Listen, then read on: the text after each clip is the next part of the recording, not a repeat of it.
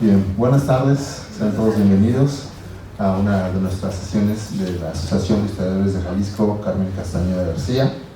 Y bueno, el día de hoy pues tenemos la ocasión y el motivo para presentar ante todos ustedes un libro que estamos seguros que va a animar el interés de más de algunos de los aquí presentes. Se tratará del libro Sublevación Cristera, análisis de la confrontación Iglesia-Estado en México, de la autoría de Francisco Javier Sánchez Muñoz, también socio de nuestra asociación. El día de hoy nos acompañan tres investigadores que van a hacer comentario, presentación, invitación a la lectura y acercamiento a esta obra. Estarán por un lado la doctora Lourdes Celina Vázquez Parada, el doctor Sergio Valerio Ulloa y el doctor Sebastián Porfirio Herrera Guevara. En el orden en que hemos establecido esta presentación, iniciaremos con los comentarios de la doctora Lourdes Celina Vázquez. Previamente voy a hacer mención de una semblanza de cada uno de nuestros presentadores, comenzando por la doctora Lourdes Celina. Bien, la doctora Lourdes Celina Vázquez Parada es académica, investigadora y traductora mexicana, licenciada en Ciencias Políticas por la Universidad Autónoma Metropolitana, Iztapalapa, maestra en Sociología y doctora en Letras, con especialidad en Literatura Mexicana, por la Universidad de Guadalajara. Es especialista en estudios de cultura, religión y sociedad, en particular en el estado de Jalisco durante los siglos XIX y XX. Los temas que ha abordado son la guerra cristera, teología de la liberación, la identidad de las mujeres desde la cultura, religión y vida privada, entre otros.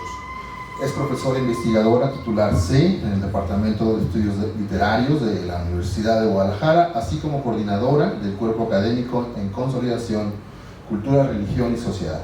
También pertenece al Sistema Nacional de Investigadores como nivel 1. Ha sido cotraductora al español de Hugo Lotzker y de algunos textos que componen la antología Poesía Filosófica y Humorística en alemán. Fue cofundadora y directora del Centro de Estudios Religión y Sociedad y de otras instituciones y organizaciones como el Foro Nacional de la Mujer, el Comité Organizador del Premio Literario Juan Rulfo, Equipo Estado, Iglesias y Grupos Laicos del Consejo Mexicano de Ciencias Sociales, COMEXO, de la Red de Investigadores del Fenómeno Religioso en México, de la Benemérita Sociedad de Geografía y Estadística del Estado de Jalisco, de la Federación Internacional de Estudios de América Latina y el Caribe, de la Asociación Latinoamericana para el Estudio de las Religiones, así como de la Asociación Internacional de Sociología de la Religión, entre otras. Su producción científica se compone de 17 libros de investigación y 18 artículos publicados en distintas revistas científicas. También ha colaborado con artículos de divulgación para el periódico Saulán, El Informador y El Occidental. En radiodifusión produjo y condujo el programa Religión y Sociedad, transmitido por el Sistema Jalisciense de Radio y Televisión de la Secretaría de Cultura del Gobierno de Jalisco. Bueno, demos la palabra a la doctora, en primer término, Lourdes Celina. Muchas gracias por la invitación, por la presentación y a todos ustedes por su presencia. Debo decir que ahora de todo esto que dijo el doctor Isaías, pues ahora soy recientemente y felizmente jubilada. Entonces, eso me da tiempo para seguir trabajando a profundidad las cosas que quiero, y una de esas cosas que quiero y me apasiona pues es esto, seguir con el tema de la cristiandad, un tema que dejé hace mucho tiempo y que acepté tu invitación, Francisco, pensando, dije, todavía hay algo más que decir acerca de la guerra cristera. Para mí era un tema que había quedado más o menos ya terminado, suficientemente discutido, pero en realidad acepté la invitación con mucha curiosidad en primer lugar, y me dio mucho gusto leer tu trabajo porque pienso que todavía hay mucho que decir, que analizar y que reflexionar acerca de este episodio de nuestra historia, particularmente para los habitantes del occidente de México, porque somos producto de todo esto, ¿no? Bueno, lo primero que leí en tu libro fue que este libro es parte de la conmemoración del 100º aniversario del inicio o del levantamiento cristero, Y me puse a pensar, es cierto, faltan 3 años para esto. Entonces ya pasaron 100 años y todavía es algo que tenemos muy vivo, sobre todo en algunas regiones como los Altos de Jalisco, ¿no? Entonces, pues esto también me lleva a hacer algunas reflexiones que quiero plantearte ahorita. Bueno, el autor, el maestro Francisco Javier Sánchez Muñoz, es abogado de profesión e historiador por convicción. Es oriundo de San Miguel el Alto, Jalisco, y se ha desempeñado profesionalmente en la región de los Altos. Es, por tanto, alteño de corazón y de mentalidad. A 100 años del inicio del levantamiento cristero, ¿hay algo que celebrar? Este conflicto, que no nació en 1926, tiene un antecedente muy importante, que es la reforma de Benito Juárez, cuando se da la desamortización de los bienes de la Iglesia, y entonces allí, después, posteriormente, con la Constitución, cuando se obliga a la Iglesia Católica a registrar a los sacerdotes, y se empiezan a establecer una serie de leyes que van llevando a la separación definitiva de estos dos grandes poderes, como en todos los estados modernos del occidente del mundo, que es la separación Iglesia-Estado y la conformación de los estados nacionales. Por tanto, había que formar un estado fuerte donde la Iglesia estuviera controlada o estuviera al margen de las decisiones más importantes, políticas más importantes del país. Y no termina entonces con el levantamiento cristero. En los años 30 tenemos la segunda cristiada o el segundo levantamiento, y posteriormente a los arreglos y a estos, cuando se hubo aplacado, entre comillas, este levantamiento, pues este conflicto siguió manifestándose a través de la educación laica, y había por allí algunos dichos y frases que fueron muy conocidos en el ambiente católico. Escuela de gobierno es del infierno. Obviamente me metieron en un colegio de monjas, y bueno, pues el conflicto seguía, ¿no? El reparto agrario también, ¿no? Entonces hubo muchos cristeros que no aceptaron las tierras en el reparto agrario y después se arrepintieron, ¿no? Bueno, esto siguió sucediendo. Hubo acuerdos, obviamente, hubo pláticas entre Iglesia y Estado, pero era todo por debajo de la mesa. La pregunta de qué es lo que vamos a celebrar, conmemorar, festejar, llorar o lo que sea en el 2026 nos debe llevar a retomar el tema de este conflicto y de cómo este conflicto entre la Iglesia y el Estado se desarrolló de manera irresponsable por ambas instituciones y terminó siendo un episodio vergonzoso en nuestra historia, de la cual no quisieron hablar durante décadas. Se pretendió mantener un silencio impuesto. Ni la Iglesia ni el Estado quisieron hablar de esto, ni dar su postura oficial, ni su versión de los hechos. Tuvo que pasar mucho tiempo, tuvieron que pasar muchas décadas para que de esto se empezara a hablar y se empezara a reflexionar. Y este largo silencio es lo que me hace ahora empezar mi presentación de tu libro, hablando o haciendo un brevísimo recuento historiográfico de qué es lo que se ha estudiado y cómo se ha estudiado la guerra cristera, para ubicar tu libro en el contexto actual. En primer lugar, se impuso el silencio. Después de la guerra, cuando se obligó a los cristeros levantados en armas bajar de los cerros, entregar las armas, se les impuso el silencio. Hubo unos arreglos de los cuales los cristeros que decían estábamos ganando la guerra cuando nos dijeron que entregáramos las armas a aquellos a los que estábamos combatiendo. Y entonces la gente quedó muy descontenta. Lo que voy a referir son algunos testimonios. Yo particularmente trabajé los testimonios, y alguien me decía, por cierto, un cristero de Jiquilpan, cerca de San Gabriel, allí vecino de Tere, decía, a mí el cura, cuando fui a entrevistarlo y le dije que me platicara sus experiencias de la guerra cristera, a mí el cura me dijo que no hablara de esto, y si no lo obedezco me condeno. Me cerró la puerta de las narices y me fui muy triste. Y así sucedía. yo iba de pueblo tras pueblo a buscar testimonios porque sabía que era una generación que estaba muriendo y quería saber qué era lo que habían vivido. Tuve muy pocos testimonios, todo el mundo me cerró la puerta, pero las cosas cambiaron. En este contexto, había también otras personas interesadas. Alicia Olivera Sedano, en la Universidad Nacional Autónoma de México, también quiso estudiar este tema. También se le cerraron las puertas, no había información, a diferencia de lo que tú has encontrado ahora. Y ella, ante la imposibilidad de conseguir información, se dio a la tarea de recuperar la historia a través de los corridos. Y ella hizo una colección de corridos donde empezó a rescatar la historia del 14, la historia de todos estos personajes que participaron y de los sucesos más importantes. Esta fue la investigación pionera en cuanto al tema cristero. Después tuvo que llegar un personaje externo, alguien que no fuera mexicano, que fuera güerito y que hablara francés, al cual poderle platicar toda esta historia sin quebrantar la promesa del silencio. Y esta es la obra de Jan Meyer, una obra amplia, bien documentada, un referente obligado para todo aquel que quiere estudiar la cristiada. Y fue Jan Meyer quien popularizó este término de cristiada para nombrar a este episodio.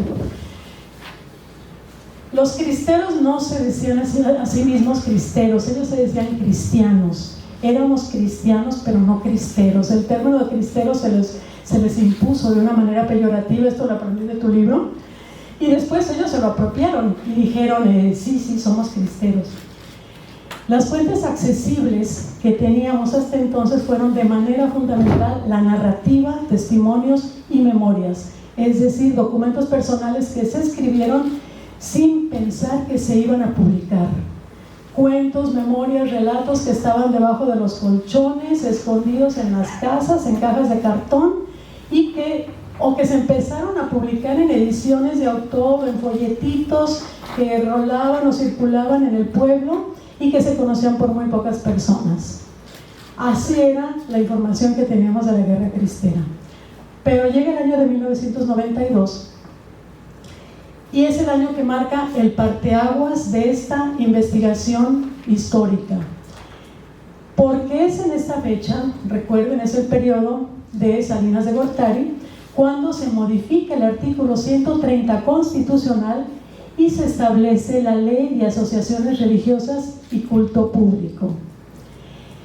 Este fue el momento del inicio de un diálogo abierto entre la Iglesia y el Estado, donde ambas instituciones se dieron para ganar. El Estado, desde ese momento, regula a las asociaciones religiosas, no solo a la Iglesia Católica, porque ya en 1992 ya había asociaciones religiosas de todo tipo, que esto era el motivo del levantamiento cristero, y las iglesias actúan de manera abierta en espacios públicos y mediáticos. Las iglesias ya pueden tener propiedades, las iglesias ya pueden difundir, tener una estación de radio, un periódico, etc., ¿no? Esto era también algo que la iglesia buscaba y le convenía. También en este momento, y como parte de esta apertura, dan inicio los procesos de canonización de los mártires de la guerra cristera por parte de la Iglesia Católica. Es muy importante esto en la memoria histórica porque significa para los cristeros y sus descendientes el reconocimiento explícito a su lucha. Los cristeros entonces deciden hablar, dan sus testimonios. Estamos en 1992, yo trabajaba en el Departamento de Estudios de Cultura Regional, ya había dado mi vuelta por todos los pueblos del occidente y de repente empiezan las llamadas.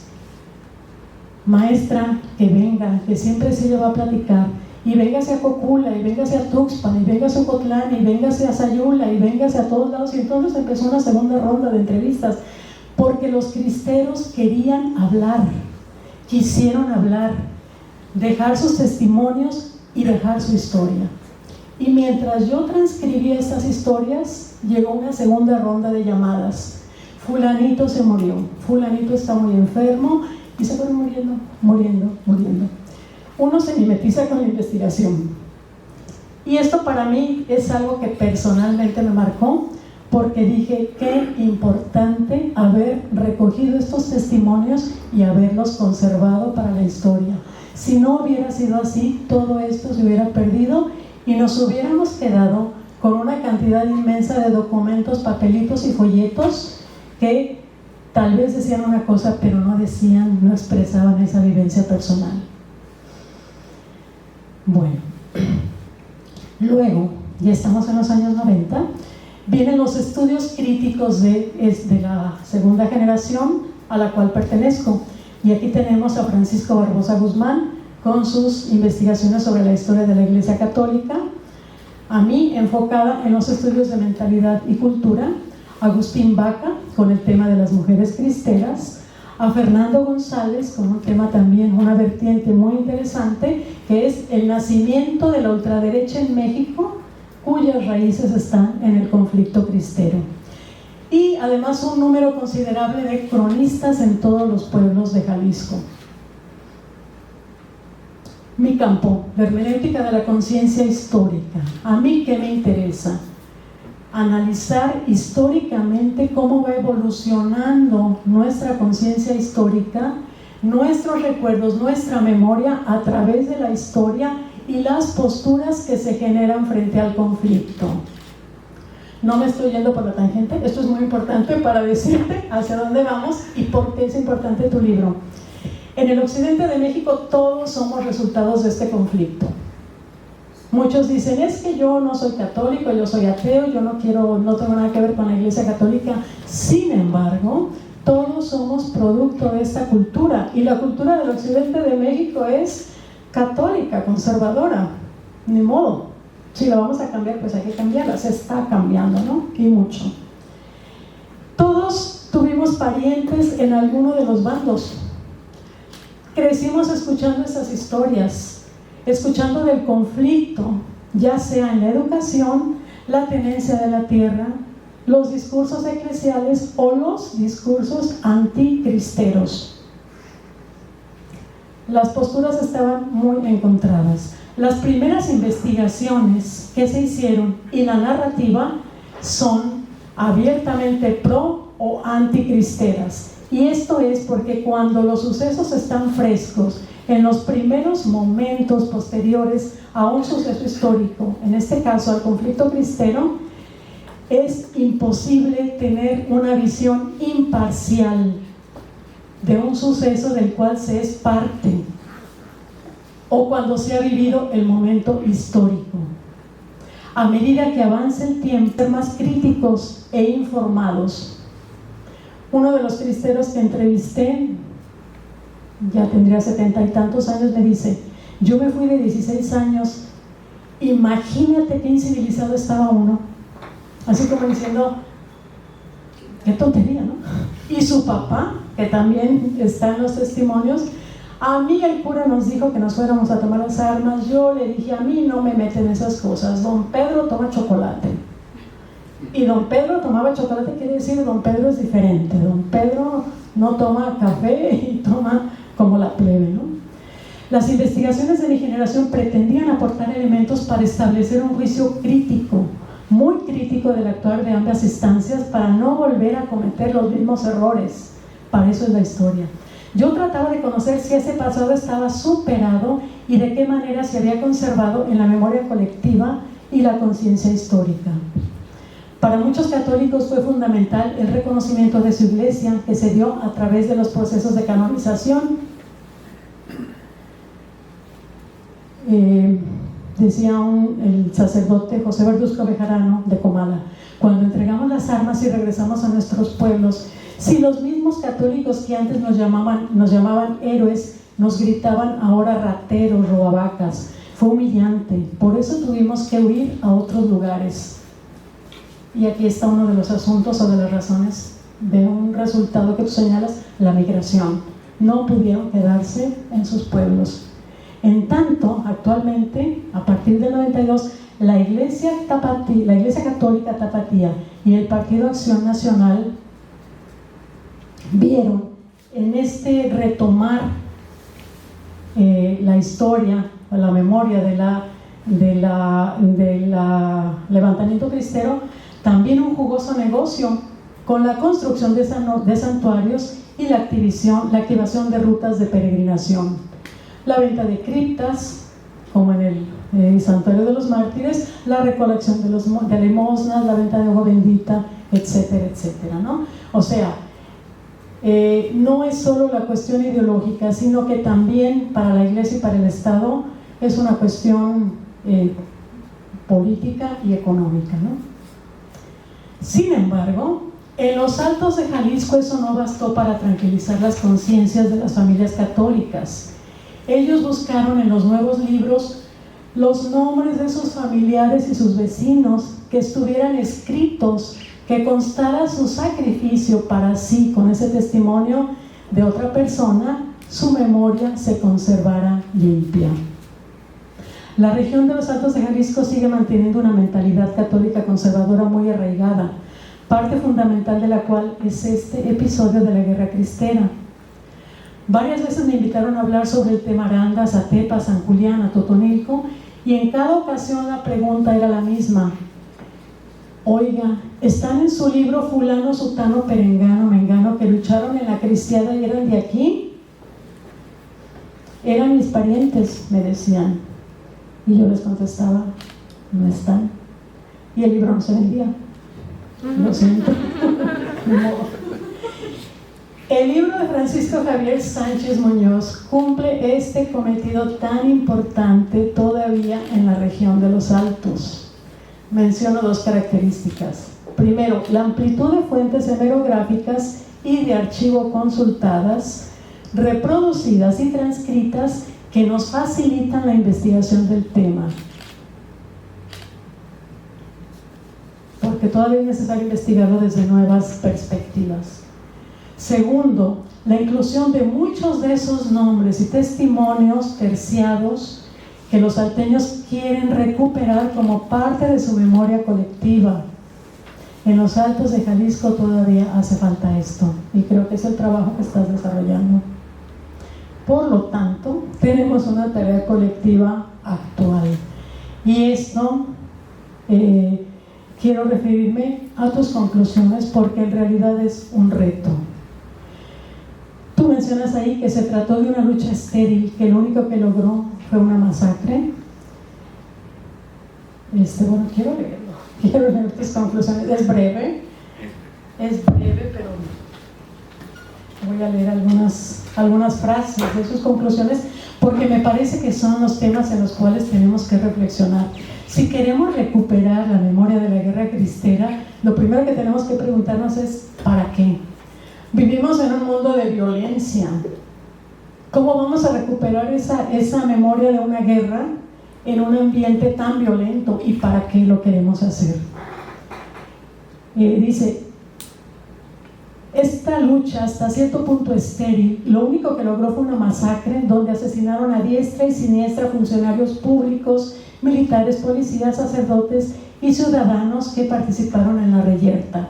Se destaca la poca sensibilidad de las altas jerarquías del gobierno, iglesia, ante los disturbios generados por la sublevación. El humanismo se doblegó, los mártires se multiplicaron y la violencia no cesó. La sublevación sigue viva, los afectados no olvidan los acontecimientos y han surgido importantes contingentes promártires. Creo que esto nos debe de llevar a reflexionar en muchos asuntos. Primero, el significado del martirio. ¿Quién a estas alturas de la historia, aunque sea muy católico, quiere ser un mártir? O sea, el contexto es diferente. La historia es diferente y las experiencias son diferentes. Creo que lo que tenemos que hacer es una reflexión colectiva que nos lleve a cómo conducir un poco de crítica. ¿De qué manera contribuimos en las ciencias sociales a la reflexión colectiva y la paz social? Y cómo finalmente este episodio va a quedar, reivindicar o acomodar, embonar la memoria histórica de una región que todavía lo quiere recuperar para su propia historia. Y bueno, hay que añadir también para la derecha del país, que también se nutre de esto, el Partido Acción Nacional en particular, ¿no? Felicidades por tu libro, Francisco. Creo que pues estás en el camino de continuar algo que todavía resulta necesario, pero que también va a aportar mucho para la discusión colectiva. Gracias.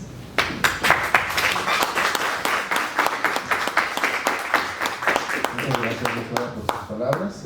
Ahora tenemos la palabra al doctor Sergio Valerio Ulloa. Él es licenciado en Economía por la Universidad de Guadalajara y maestro en Economía por la UNAM. Obtuvo el doctorado en Historia por el Colegio de México. Actualmente es profesor e investigador del Departamento de Historia del Centro Universitario de Ciencias Sociales y Humanidades de la propia Universidad de Guadalajara. Ha impartido cursos a nivel licenciatura y posgrado en varias universidades. Fue coordinador de la maestría en Historia de la misma Universidad de Guadalajara y director de la revista Letras Históricas.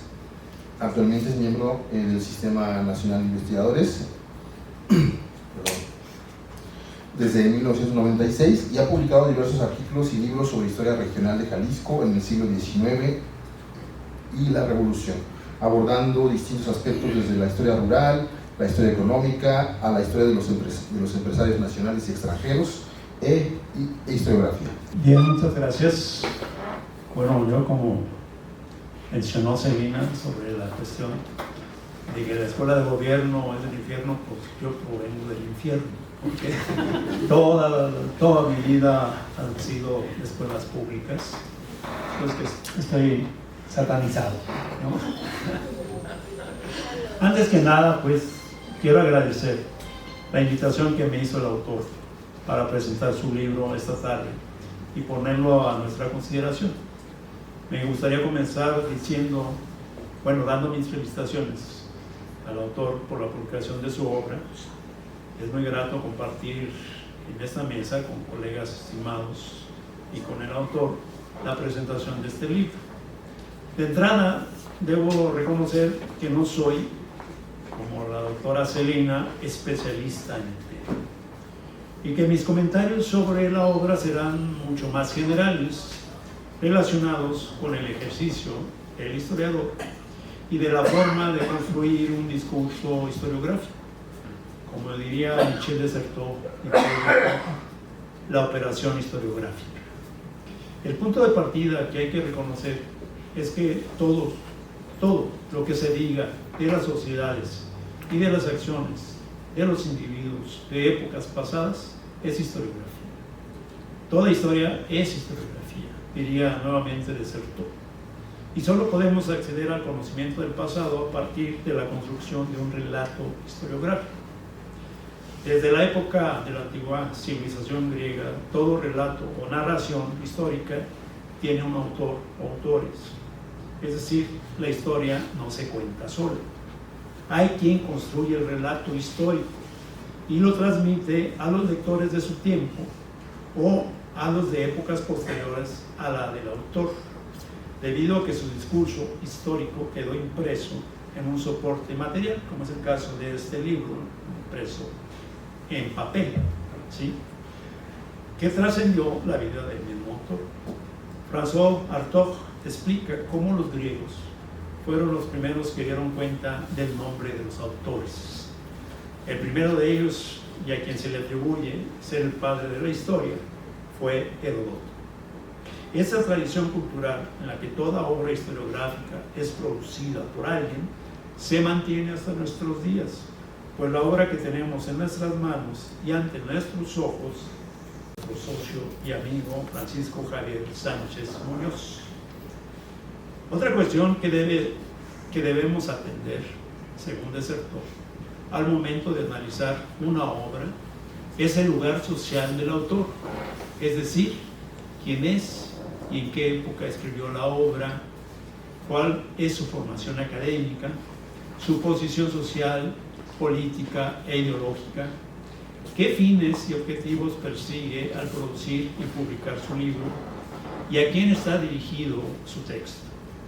Bueno, para empezar, habrá que decir que según la ficha biográfica que viene en una de las solapas del libro, Francisco Javier Sánchez Muñoz se tituló de abogado por la Universidad de Guadalajara y tiene el grado de maestro en Derecho Procesal Penal, además de tener otros diplomas y estudios en Derecho. Ha sido profesor de la Universidad de Guadalajara, consejero electoral en el INE y el IEPC Jalisco, director de turismo en el Ayuntamiento de San Miguel el Alto, y ha escrito varios libros sobre la historia de San Miguel el Alto, y finalmente se asume, eso es muy importante, se asume como cronista de dicho municipio. Bueno, es originario de San Miguel el Alto y por tanto de ahí se desprende su interés y apego por la historia de su terruño, de la historia local o microhistoria, la matria, como diría Don Luis González y González. Bueno, habría que detenernos un momento en su formación profesional, pues tiene mucho que ver con la forma en que concibe la historia y construye su discurso historiográfico, ya que con toda claridad confiesa que es cronista y que no ha pasado por las aulas de una licenciatura, maestría o doctorado en historia, las cuales dan las herramientas teórico-metodológicas necesarias e indispensables para hacer investigación histórica y construir un discurso historiográfico con fuentes, bibliografía, preguntas, objetivos, reflexiones y explicaciones que son necesarias para la construcción del discurso histórico. Según Heiner White, hay tres formas de representación histórica. Una es los anales, otra es la crónica y otra es la historia propiamente dicha, que yo llamaría historiografía. Las dos primeras no alcanzan a lograr la plena narratividad de los acontecimientos de que trata. La forma de anales carece totalmente del modelo narrativo, pues consiste solo en una lista de acontecimientos ordenados cronológicamente. Por otro lado, dice White, la crónica a menudo parece querer contar una historia, aspira a la narratividad, pero en la mayoría de los casos no lo consigue.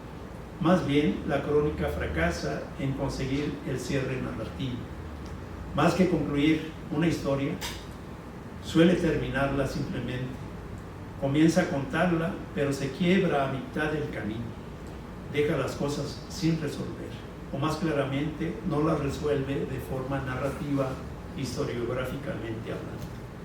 Los anales representan la realidad histórica como si los acontecimientos reales no mostrasen la forma de relato, en tanto que el autor de la crónica representa a la realidad histórica como si los acontecimientos reales se mostrasen a la conciencia humana como relatos inacabados. Para finalizar este apartado diré, basado en White y Ricord, que la historiografía representa a la realidad histórica en forma narrativa o en forma de relato, para lo cual es necesario la construcción de una trama, es decir, una estructura en donde todos los acontecimientos, personas, datos y cosas forman parte de un todo interrelacionado que da cuenta de las acciones humanas como una unidad narrativa, con coherencia y un desarrollo lógico y racional, desde un inicio hasta un final. En la trama, las acciones humanas se despliegan en un espacio y tiempo determinados, inician, se desarrollan y terminan, y estas se representan con una pretensión realista y convincente ante el lector. Pues bien, la obra que nos presenta el autor esta tarde tiene el nivel de una crónica que trata de establecer y explicar los acontecimientos reales relacionados con la sublevación o guerra cristera, aunque la mayor parte no se logra cabalmente el modo narrativo, sino que se interrumpe continuamente insertando documentos históricos con la intención de que los documentos hablen por sí mismos, al estilo del positivismo que postula que el historiador no debía opinar, sino que debía dejar que los documentos hablaran solos, con el fin de alcanzar cierta objetividad y fidelidad a la verdad histórica. Algo imposible de alcanzar, pues la subjetividad del autor se muestra desde el momento en que se elige el tema de estudio, las fuentes y los documentos que utiliza y la interpretación que hace de ellos, aunque sea en palabras breves y fugaces. Hayden White explica que hay 4 formas de implicación ideológica en la forma de explicar y argumentar en relación a los acontecimientos históricos, lo cual refleja los elementos éticos asumidos por el historiador o su posición particular sobre el tema de estudio y sus implicaciones en torno a la sociedad, las relaciones entre los seres humanos y el mundo.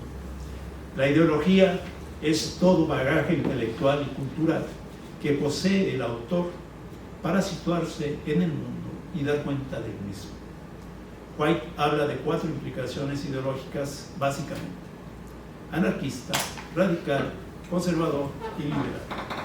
En gran medida, la formación de nuestro autor, Francisco Javier, ha sido en una región de Jalisco, cuyo sello, como decía hace rato la doctora Celina, su sello ideológico y religioso se ha caracterizado por ser muy conservador, de fuertes raíces católicas y una cultura rural ranchera patriarcal. De ahí que el enfoque ideológico del libro de Francisco Javier Sánchez Muñoz recoja ese sesgo ideológico conservador y lo plasme en la mayoría de sus comentarios y explicaciones en términos claros y generales. Toma partido por los cristeros y por el bando católico y rechaza a los gobiernos liberales, radicales, emanados de la Guerra de Reforma y contra el Segundo Imperio, a mediados del siglo XIX y más particularmente de la Revolución de 1910 a 1920. Y aquí pido una disculpa si estoy equivocado. Entonces, cuyo marco jurídico e ideológico está plasmado en las constituciones de 1857 a 1917. En este sentido, es necesario citar textualmente al autor. Dice en la introducción: hace más de una década me surgió una pasión desmedida por analizar la sublevación cristera. Mis raíces provienen de San Miguel el Alto, donde su sociedad maximiza este movimiento social, circulando por doquier anécdotas, testimonios y leyendas de acontecimientos y personajes que participaron activamente en esta revuelta. Otros puntos que me integraron para estudiar este momento histórico son habitar en una comunidad donde enarbolaron el movimiento cristero como una lucha justa en contra de las autoridades de la época y concibieron el conflicto como un arma para defender sus derechos fundamentales. Sin embargo, el objetivo principal del autor al realizar esta obra fue el de rescatar, y cito, la memoria de todos aquellos hombres y mujeres confrontados sin darse cuenta que se estaban asesinando entre hermanos. Cerro la cita. Para ello, trata de documentar la historia de estos acontecimientos, los cuales para el autor han sido olvidados u ocultados en la historia nacional o en los libros de texto gratuito hasta hace pocas décadas. Aquí hay que aclarar que la historia oficial es la que produce el Estado a partir de sus instituciones, celebraciones, ceremonias y fiestas patrias, y principalmente a partir de la educación pública a nivel básico y los libros de texto gratuito. No obstante, cabe señalar que esa no es la única historia a la que se puede tener acceso. Hay múltiples obras que dan cuenta de estos acontecimientos y este periodo desde distintas fuentes y obras historiográficas, por lo menos a partir de finales de los años 60 del siglo XX a la fecha, continuando un trabajo iniciado por este güerito francés, Jan Meyer, en su multicitada obra La Cristiana, ¿no? Para recuperar la memoria de los sujetos involucrados en la sublevación cristera, Francisco Javier recurre a documentos situados en varios archivos históricos del estado de Jalisco, con lo cual inicia la operación historiográfica en su primera fase, o sea, la documental. Habrá que aclarar que el documento por sí solo no es la historia, sino una huella, un indicio o testimonio dejado por alguien que vivió en la época en la que sucedieron los acontecimientos investigados por el autor, pero que sobrevivieron a dicha época por una decisión política o social de quienes dirigen las instituciones públicas o privadas para conservar los documentos de la destrucción del tiempo, del clima, la humedad o de los mismos seres humanos. Esos documentos pasan por muchos criterios de selección, catalogación y clasificación para finalmente poder ser vistos y analizados por el historiador o el público en general. Los documentos y los archivos no están ahí por casualidad, sino por una decisión política conservacionista. El historiador puede acceder a esos documentos solo si las autoridades respectivas lo permiten, si no es que han destruido mucho del material dejado por los sujetos del pasado.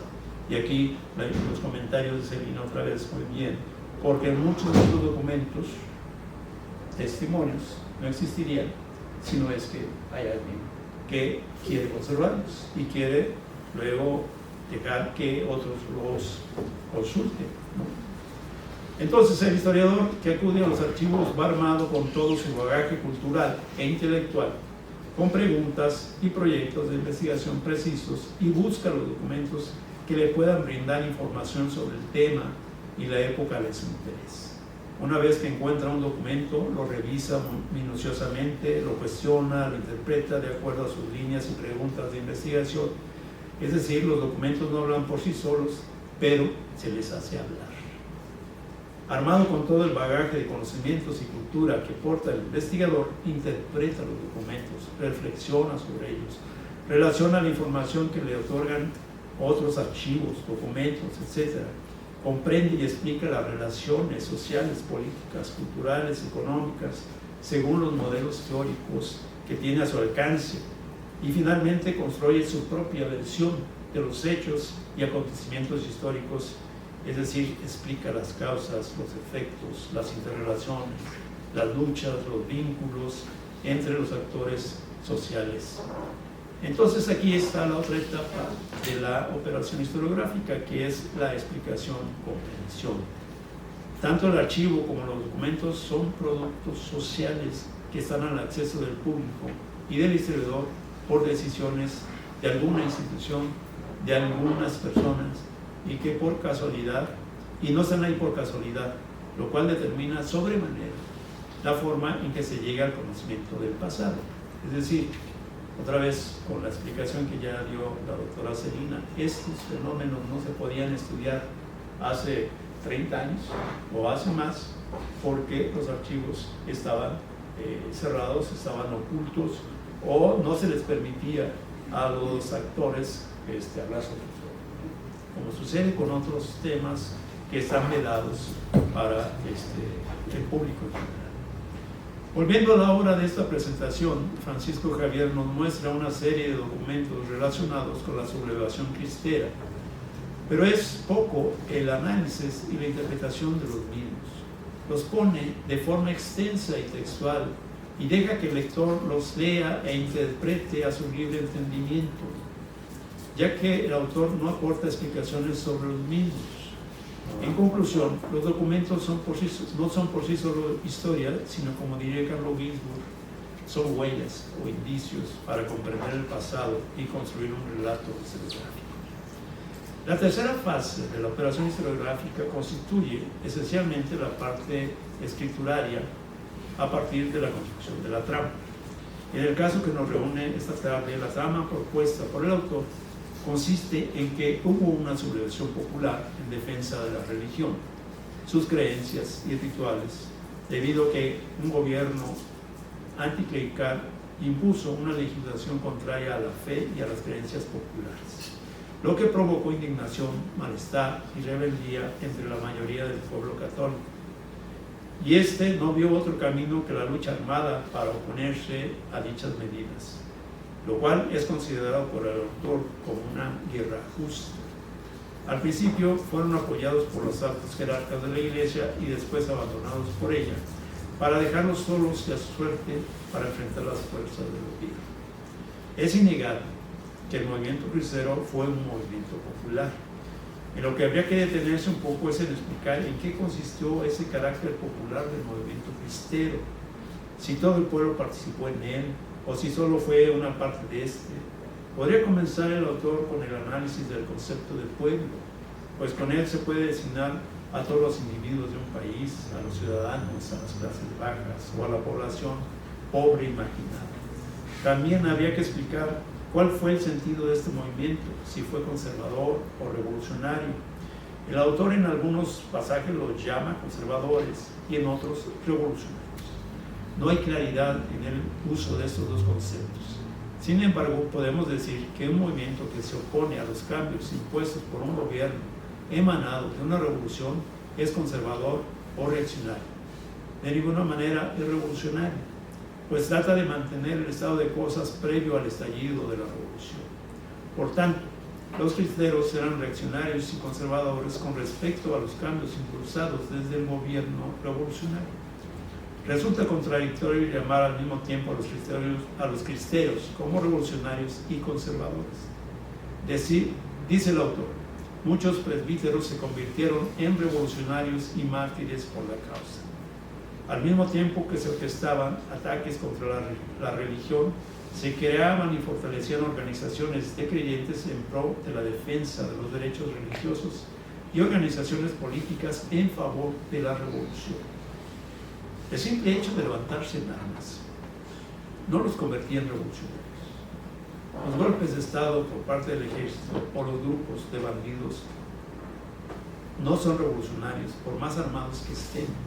Se necesita tener un proyecto de cambios sociales, políticos, económicos y culturales para convertirse en revolucionarios.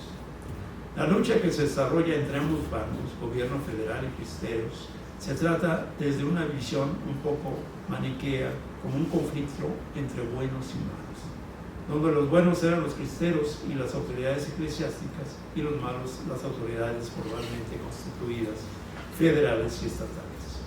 Por ejemplo, a Plutarco Elías Calles lo califica como el nefasto presidente de una supuesta democracia creciente. Las fuerzas militares del gobierno eran represoras, asesinas, masacradoras, martirizadoras del pueblo y de personas. En tanto que los cristeros eran los héroes, los mártires, los libertadores, quienes se enfrentaron al gobierno en defensa de sus derechos religiosos y se sublevaron por una causa justa y sagrada. Aunque constantemente cometían los mismos abusos y excesos que las fuerzas militares, a los cristeros se les aminoran sus culpas y excesos diciendo que fueron desafortunados, como en el caso del descarrilamiento del tren de la Barca, aunque también el autor los reprueba, y cito, entre comillas, por la vileza y premeditación con que fueron desarrollados.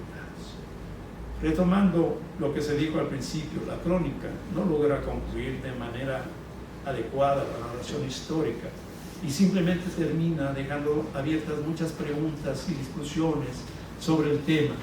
Las conclusiones del libro apenas rebasan la media cuartilla, diciendo que lo único que dejó el conflicto cristero fue desolación en numerosos pueblos, la migración forzada, masacres, donde se asesinaron por igual a funcionarios públicos, militares, policías, sacerdotes y ciudadanos que participaron en esta lucha que no logró los fines propuestos, ni generó cambios importantes, pero sí la división, la pérdida de tradiciones y la destrucción de manifestaciones culturales. Y a pesar de ello, el autor afirma que la sublevación sigue viva, pero ahora se manifiesta y organiza de manera pacífica. Bueno, con esto termino y pues nuevamente doy las gracias y las felicitaciones al autor por la publicación de este libro que con seguridad, como dice la doctora Celina, contribuye al conocimiento de un proceso histórico poco conocido todavía, que es la rebelión cristera. Muchas gracias. Bueno, ahora pasemos a la siguiente participación. En esta ocasión será de parte del doctor Sebastián Porfirio Herrera Guevara. Él es licenciado en Historia por la Universidad de Guadalajara, maestro y doctor en Historia por el Colegio de Michoacán. Es profesor de tiempo completo adscrito al Departamento de Ciencias Sociales y Jurídicas de la Universidad de Guadalajara. Es miembro del Sistema Nacional de Investigadores, SNI, nivel 1 y perfil PRODE. Es director de la revista académica Pactum miembro vocal de la Asociación Civil Historiadores de las Ciencias y las Humanidades. Ha publicado diversos capítulos, artículos y reseñas en libros y revistas nacionales e internacionales. Igualmente se ha desempeñado como profesor a nivel licenciatura y maestría, director y sinodal de tesis, tutor, ponente, organizador, lector y comentarista en eventos académicos, así como dictaminador de libros y artículos. Trabaja las siguientes líneas de estudio: historia sociocultural del delito e historia social y política del siglo XIX. Bueno, muchas gracias, Miguel. Antes que nada, pues yo quisiera agradecer a Francisco Javier Sánchez Muñoz, al autor, por hacerme esta amable y atenta invitación a comentar el libro.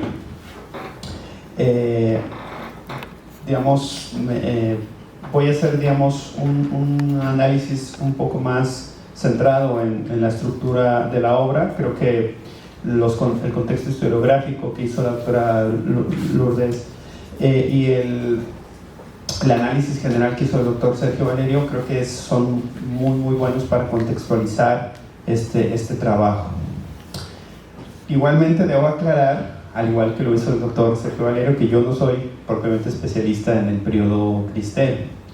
No obstante, ante la invitación que me hizo el autor, pues me pareció interesante el reto y hacer desde la perspectiva de un historiador que la mayoría del tiempo pues se encuentra pensando en el siglo XIX, pues cuáles podrían ser mis comentarios al respecto, ¿no? Sin duda, pues yo de entrada creo que hice una lectura pues heterodoxa del mismo, y también me sirvió para recordar como muchas lecturas que había hecho en mis estudios sobre historia y autores.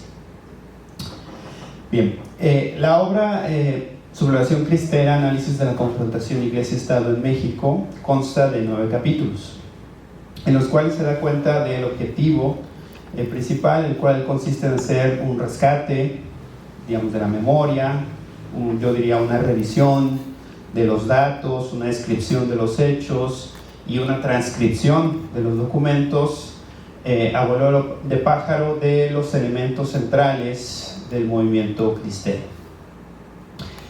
El levantamiento que opone al Estado revolucionario con la Iglesia Católica, en la cual participaron numerosos católicos, especialmente, aunque no exclusivamente, en el occidente de México, y que, pues si bien tiene antecedentes incluso desde el siglo XIX, digamos que la historiografía lo ha enmarcado en las fechas clásicas de 26 a 29, ¿no? La lucha que se dio logró establecer entonces una oposición en algún momento relevante al Estado, tanto a nivel civil, a través de las organizaciones, como en algunas batallas en aspectos militares y logísticos, ¿no? Entonces, este recorrido, o este objetivo general, comienza con un desarrollo de los antecedentes al movimiento, y con una postura cronológica, y con la característica que va a tener el libro, que es una transcripción pormenorizada y en ocasiones extensa de documentos, observamos los descontentos que hay entre el Estado y la Iglesia. Se parte de ciertos momentos clave, como lo fueron las leyes de reforma. Se hace uso de largas citas documentales para mostrar, por ejemplo, las posturas de Juárez y otros liberales, en esta idea que tienen de hacer una separación clara entre la Iglesia y el Estado. También se habla de un momento un poco menos distendido que se vivió durante el periodo de Porfirio Díaz, y conforme la narración se va llegando al siglo XX, asistimos a los momentos, de mayor tensión entre las partes, ¿no? Entonces ahí aparecen las autoridades y los líderes revolucionarios, el Díaz Calles y otros, que algunos eran abiertamente anticlericales, los obispos, e incluso aparecen ahí también las damas católicas, ¿no? Todos jugando este juego que va escalando hasta que la situación llega a la confrontación abierta, ¿no? La oposición de fondo pues está entre proyectos diferentes de cómo ver y pensar al país, ¿no? Uno conservador social, y otro liberal en un sentido amplio que viene desde las reformas y que va transformándose. A partir de ese momento entonces entramos a una cronología conocida dentro del movimiento cristero, digamos 26, 29. Y para cada año el autor dedica un apartado, ¿no? Es el festín anticatólico de 1926, el éxtasis de la violencia en 1927, la lucha sin tasa ni medida en 1928 y arreglos que desconciertan a una nación 1929. De estos apartados destaca otra vez la transcripción extensa de documentos y las imágenes, que son numerosas en el libro y que, bueno, ahorita voy a regresar sobre ello. También están ahí las derrotas, las victorias, las estrategias de guerra de guerrillas que usaron los cristeros, así como la participación de las fuerzas y el gobierno federales. Y en el último capítulo, esta sensación de inconformidad de parte de los grupos populares cristeros tras los llamados arreglos del 29. Tras este recorrido a vuelo de pájaro por algunos de los elementos centrales de la cristiada, se pasa a mostrar, digamos, a los actores, ¿no? Hay un siguiente capítulo que habla como de los diferentes bandos que participan en el movimiento.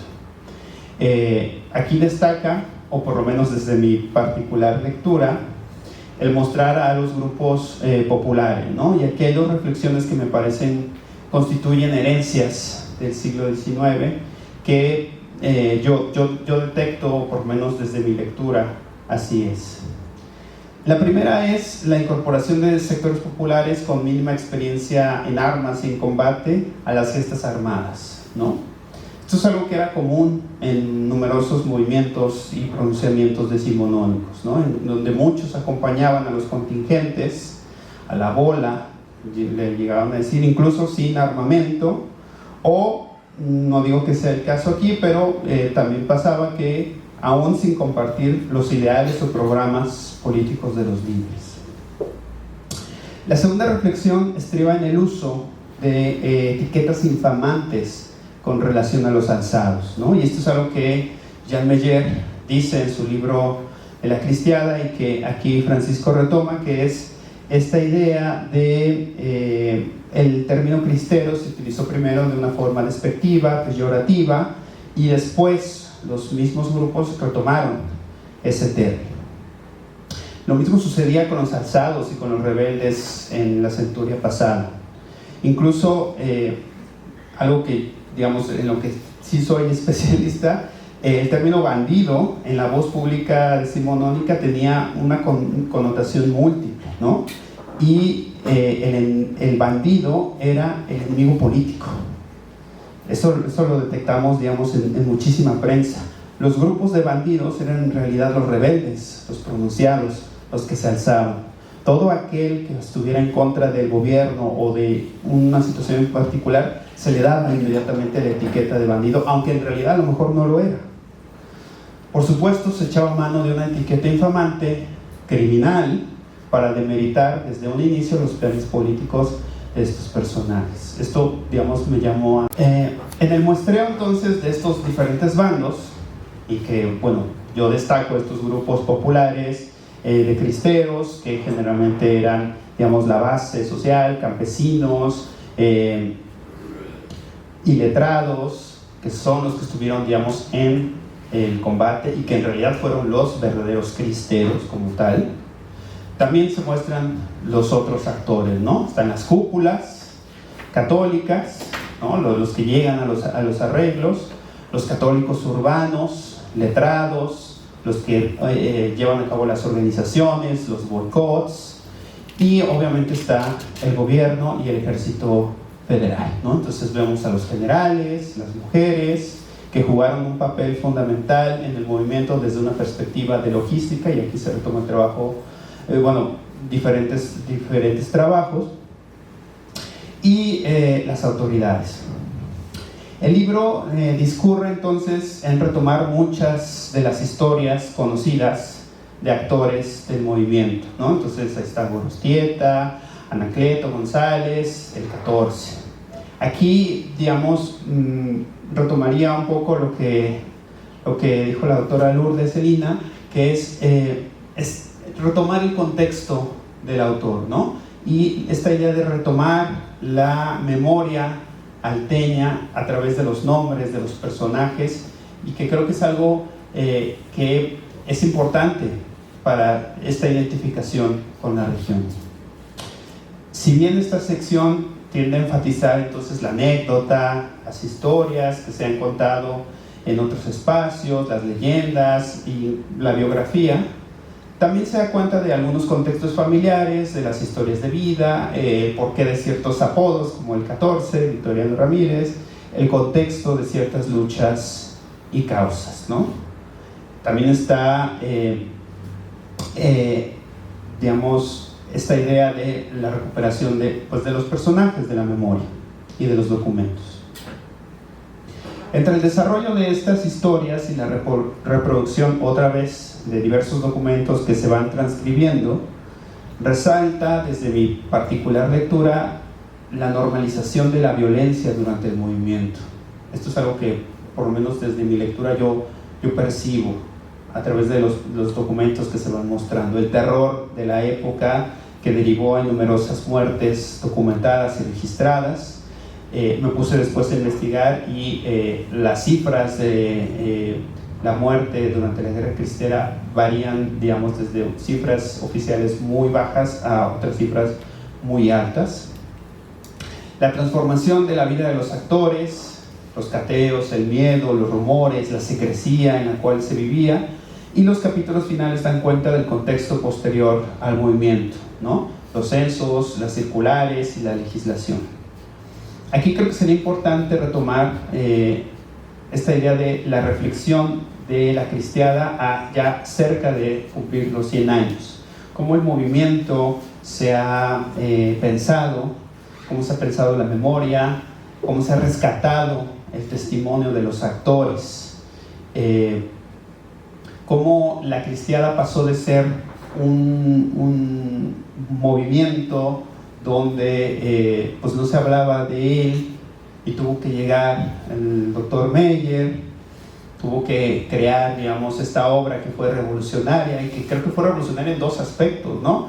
Porque la cristiada fue una obra que fue pionera en su momento, pero también fue pionera en su ámbito editorial, porque si mal no recuerdo, la primera edición de la cristiada se publicó en el siglo XXI, que era una editorial de izquierda, ¿sí? Entonces eso fue algo doblemente revolucionario, ¿sí? Y cómo se ha ido pensando a través de una historiografía revisionista, crítica, y una historiografía que ya entiende a dar nuevas preguntas al texto, ¿no? Aquí recuerdo mucho, por ejemplo, los trabajos de Julia Preciado para los cristeros en Colima, o de Servando Ortol, que habla de los grupos populares en el movimiento cristero. La obra entonces en general está sustentada en numerosos documentos transcritos, en imágenes, en hemerografía de diversos archivos y páginas de internet. También se hace un uso de museografía y de bibliografía, digamos, con obras que destacan principalmente memorias y estudios críticos. Tengo la impresión de que hay, digamos, se dejó de lado, pues, que hay mucha historia oral que se dejó de lado, que hay entrevistas, documentales, registros sonoros que hubieran sido interesantes para la incorporación del trabajo. Incluso, como ya lo adelantó la doctora Lourdes Celina, los corridos también podrían y han sido una fuente para rescatar la historia cristera. Lo anterior me lleva a una reflexión sobre uno de los aspectos que a mí más me llamó la atención de la obra, que son las imágenes. Cada digamos, página tiene 2 o 3 fotografías. Hay fotografías, digamos, tomadas de páginas de internet, pero también de archivos y de hemerografía.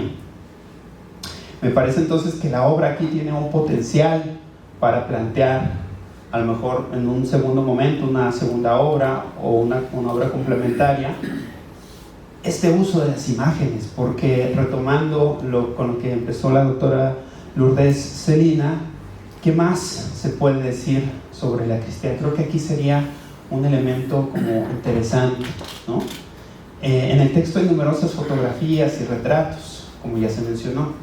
No obstante, en la mayoría de los casos solamente acompañan al texto, ¿no? Lo adornan o lo complementan. Lo anterior me lleva a reflexionar sobre el uso que se le da a estas fuentes documentales, que generalmente en la producción histórica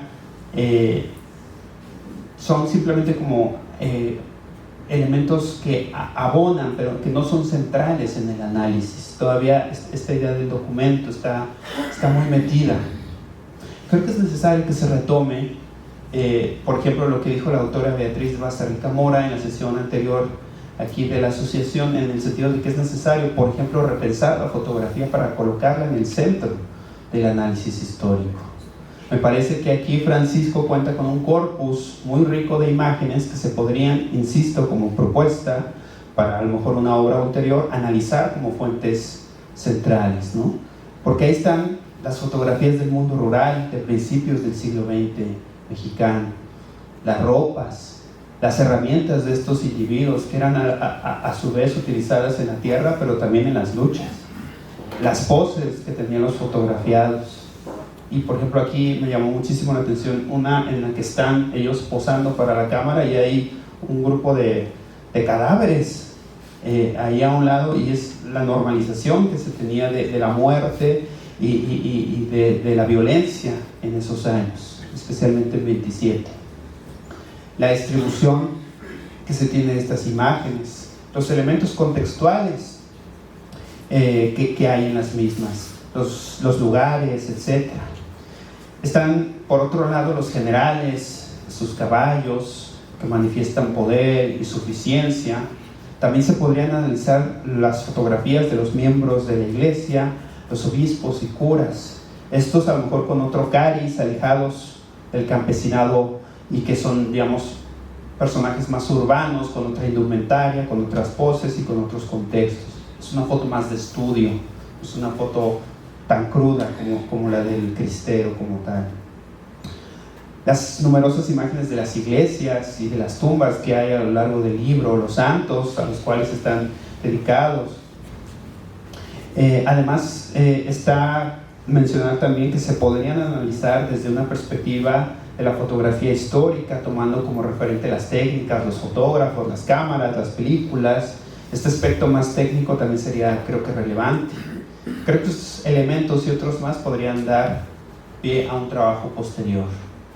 En suma, pues yo quisiera otra vez agradecer a Francisco Javier Sánchez Muñoz por la amable y atenta invitación a comentar el libro, a todos ustedes por escucharme, y felicitarte, Francisco, por el esfuerzo de tu libro. Y bueno, pues eso sería todo de mi parte. Gracias. Y bueno, pues indudablemente que no podemos negar que el tema como la cristiandad pues arrastra muchas pasiones para quienes deciden trabajarla, ¿no? Incluso para los mismos historiadores, ¿no? Que cuando hay hasta los que están más a favor de la iglesia, de los cristeros, y otros que están en contra. Pero también es innegable, ahora incluso entre los historiadores, que la sociedad rural era, pues como lo acaba de mencionar en un principio la doctora Celina, pues era evidentemente católica, más en un contexto como el nuestro. Bueno, ahora vamos a dar la palabra al autor del libro que hoy se comenta. Bueno, ya el doctor Sergio Valerio hizo también mención de algunos datos, pero bueno, el licenciado maestro Francisco Javier Sánchez Muñoz es abogado por la Universidad de Guadalajara, maestro en Derecho Procesal Penal, estudiante de la maestría en Educación por la Universidad Interamericana para el Desarrollo, diplomado en Justicia Alternativa y en Participación Ciudadana. Ha sido académico en la Universidad de Guadalajara, en la Universidad Interamericana para el Desarrollo. Se ha desempeñado como consejero electoral en los procesos electorales del 2011, 2012, 2014, 2015, 2017, 2018, 2020, 2021, tanto en el INE como en el IEPC Jalisco, y ha sido presidente de la Comisión de Capacitación y Organización Electoral. director de turismo del Ayuntamiento de San Miguel el Alto, abogado postulante. Ha escrito los libros La historia de San Miguel el Alto, Jalisco frente al Bicentenario y Centenario, Independencia y Revolución, San José de los Reynoso a través de su historia, expresión poética de Ignacio Sánchez Centeno, así como ha participado en concursos literarios.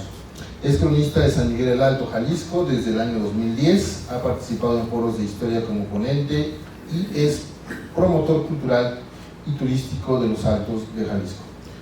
Le damos la palabra a nuestro autor de día. Antes que todo, agradecer sobremanera a los comentaristas que hábilmente me hicieron llegar comentarios muy valiosos, muy interesantes. Es por ello de invitarlos. Para mí, que 3 doctores en historia y una de ellas especializada en el tema cristero se den el tiempo de leer y comentar mi libro es muy valioso. Creo que las intervenciones que han hecho son muy gratas para mí. Soy una persona de superación y me gusta mejorar lo que hago. Entonces, tomar en cuenta cada una de esas observaciones para posteriores trabajos que enriquezcan el bagaje cultural de los Altos de Jalisco y de México. Gracias a todos los asistentes, en especial a mi esposa, está aquí presente, a mis padres que tuvieron a bien acompañarme, y amigos, historiadores, casi todos, que están aquí presentes. Como lo dijeron en mi currículum, su servidor soy abogado de profesión y maestro en Derecho Procesal Penal. Si bien es cierto, no soy especialista en historia, sí me gusta mucho la historia. Y creo que en cada rincón de México debe de haber apasionados de la historia para que continúen el trabajo de rescatar lo que las nuevas generaciones ya no están interesados en rescatar. Y no generalizo, hay personas de todas edades, hablando desde jóvenes, que sí tienen interés, pero tenemos que motivarlos. ¿Y cómo los motivamos? Viendo que lo podemos lograr. ¿Cómo se logra? Publicando. Si no publicamos, no es un logro. Lo que hablamos o proyectamos solamente en teoría no tiene caso para fines prácticos. Yo puedo decir que voy a hacer miles de investigaciones, pero si no las publico, estén bien o mal, estén completas o incompletas, no tendría sentido. Para mí el sentido y mi pasión me acompaña para publicar. Este libro se logró en base a varios años de esfuerzo, donde desafortunadamente tuve que en momentos descuidar incluso a mi esposa, a mis hijos, a mi familia, a mis amigos, porque he preferido a veces ir a un archivo o leer un libro de historia por las noches que ir a otro tipo de espacios de convivencia social. Sin embargo, el tema, sí, efectivamente, la introducción dice que me apasionó, efectivo, porque el hermano de mi bisabuelo, Vidal Sánchez Ramírez, fue cristero. Pero lo interesante no es que haya sido cristero, lo interesante es que su padre era comerciante y 2 hermanas y un hermano eran profesores de la Normal de Jalisco. Eran profesores rurales de aquí de la Normal de Jalisco. Entonces, este chavito, Vidal Sánchez Ramírez, tenía 17 añitos y su padre, pues, tenía recursos y le dijo que estudiara o qué quería hacer de su vida. Tenía 17 años. Mi abuelo Ignacio Sánchez Centeno, que en paz descanse, me encantaba, él sin estudio, una persona de pueblo. Mi bisabuelo sí era profesor, pero mi abuelo no. A mi bisabuelo, desafortunadamente, él murió cuando yo tenía 1 año. Una persona muy culta, con mucha trayectoria. Y mi abuelo era una persona sencilla, de pueblo, apasionado por la lectura, pero que iba en las tardes a escucharlo y con pasión me motivaba a saber más de mis raíces, tanto de mi pueblo de nacimiento, que es San Miguel el Alto, como de mis antepasados. Y un antepasado que reiteradamente me lo platicaba era Vidal Sánchez. Incluso me regaló la única foto que había sobre él. Un muchachito que a los 17 años no decide estudiar, no decide ayudarle en el comercio a su padre, pero sí decide sumarse a las filas de los cristeros.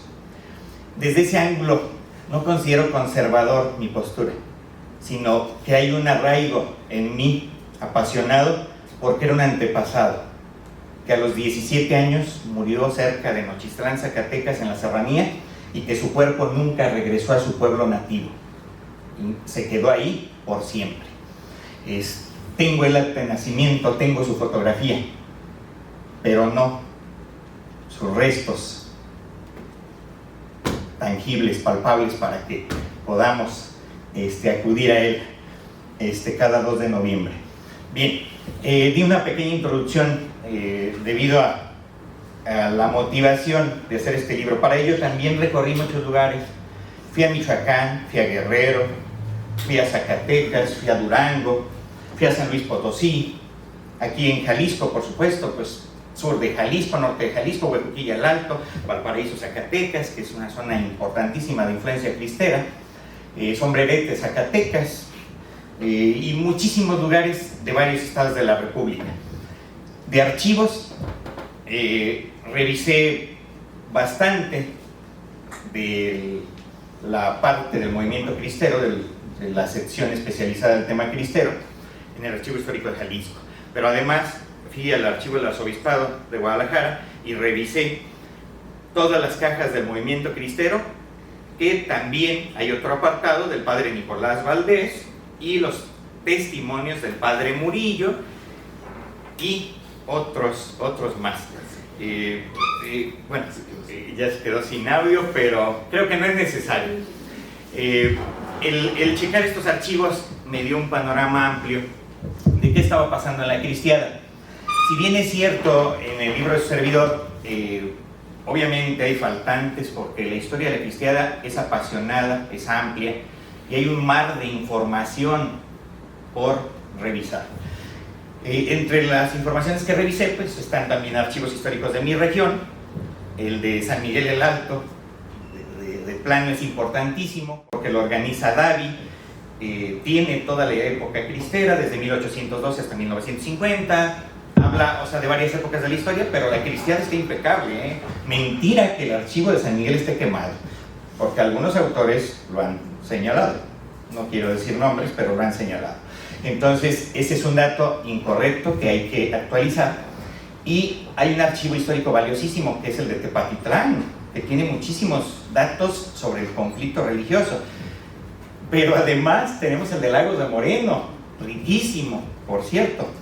Y sí es cierto que en Jalostotitlán no tienen un archivo histórico como tal, tienen un archivo parroquial, precioso, impecable y amplísimo, desde el siglo XVI. Pero no tenemos en ese municipio datos o un archivo extenso sobre el movimiento cristero. Así pasa lo mismo en Arandas, pasa lo mismo en Atotonilco. Acudí a cada uno de esos municipios porque hay personajes relevantes de cada uno de ellos, y por conocer un poquito más de sus vidas, de sus intervenciones en el conflicto. Entonces, en el libro, ¿qué van a encontrar? Bueno, ya lo dijeron a manera general. Los capítulos de 1926 a 1929 están seccionados por año. Sin embargo, aclaro en toda la investigación que esos años fueron los de éxtasis cristero. Sin embargo, no fueron los únicos años, porque podríamos hablar de antecedentes prístinos desde el siglo XIX inicios, los polcos, la guerra de reforma, podemos citar en la revolución, ya se hablaba del conflicto religioso, con la constitución del 17, con el artículo 3º, 5º, 130 y 27, perdón, omití el 27, también se hablaba de un conflicto social. En 1917-1918 hubo un conflicto muy fuerte aquí en Jalisco. ¿Y quién estuvo involucrado? El arzobispo Orozco de Jiménez. Entonces, hablo también que del 26 al 29, pues lógico, hay un éxtasis, hay mayor número de confrontaciones en diversos lugares de la República, porque no fue tema exclusivo de Jalisco ni de los Altos. El libro es parte de una colección donde hablo de manera general, y sí, efectivamente pongo documentos a la vista del lector para que sepan un poquito más cómo se fue desarrollando el tema cristero. Sin embargo, vendrán otras aportaciones especializadas en un tema en concreto, con análisis más puntuales y no como historiador, como abogado tal vez, que es diferente, pero sí lo voy a hacer y soy hombre de decisión y los libros se van a publicar.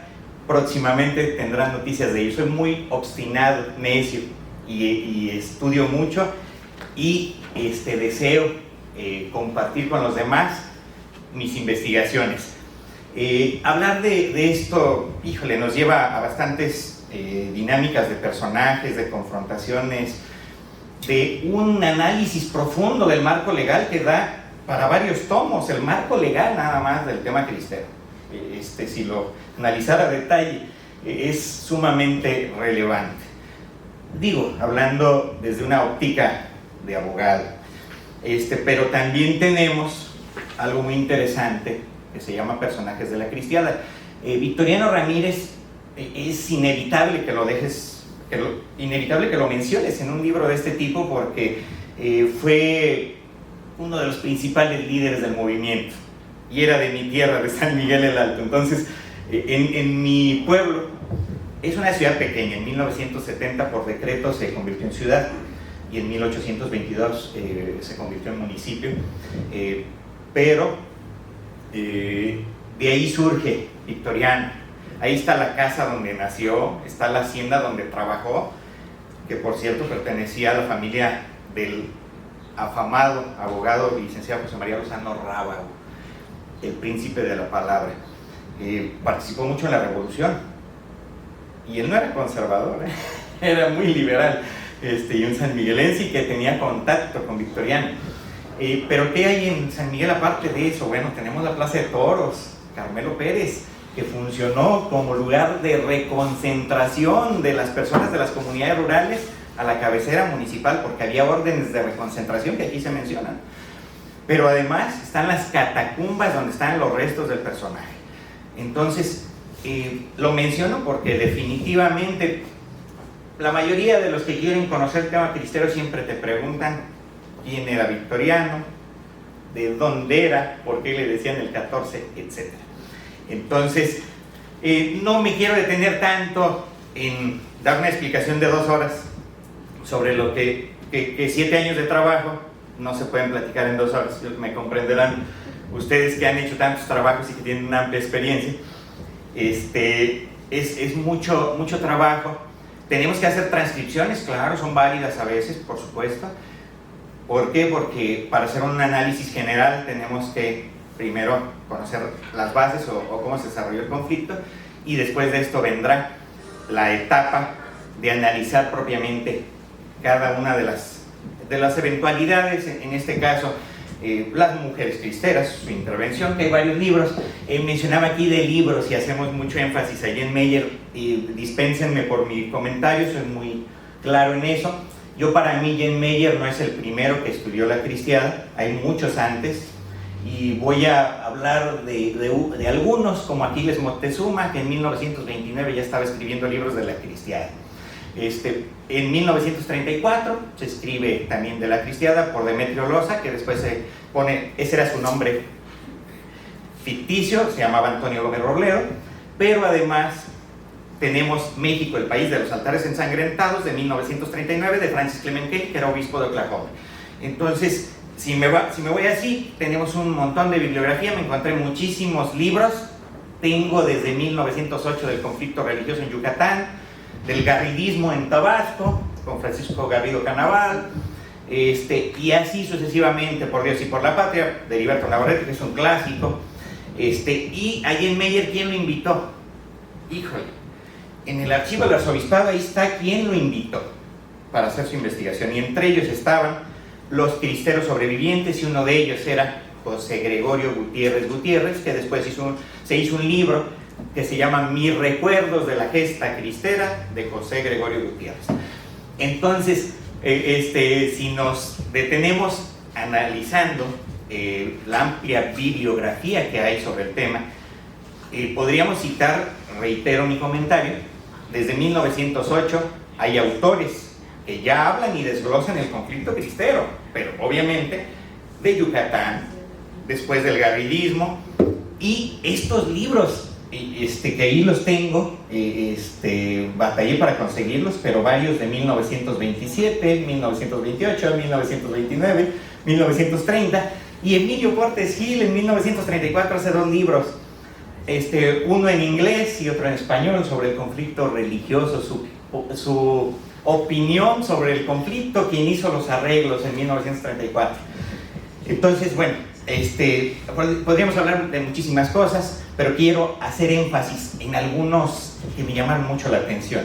Para mí, Aurelio Acevedo Robles es muy valioso su trabajo. De David, que era una revista de un excombatiente y líder cristero, que después se convierte en una especie de periodista y, ojo, hace una compilación de todo el país de cristeros, acontecimientos, de funciones. Entonces, hablábamos de las canciones, interesantísimo, la Mediateca de Lina nos aporta muchísimo. Ahí están resguardadas, y en San Miguel el Alto teníamos un juglar importantísimo que se llamaba José Pedrosa Martínez. En Clio, un invidente que sale tocando la guitarra era de San Miguel el Alto. Y mi padre tiene una tienda en la plaza principal de San Miguel el Alto, y su servidor era un niño. Y don José Pedrosa primero de pie, y después ya más mayor, a veces sentado, recitaba sus canciones cristeras, y entre ellas una muy valiosa, el corrido del 14.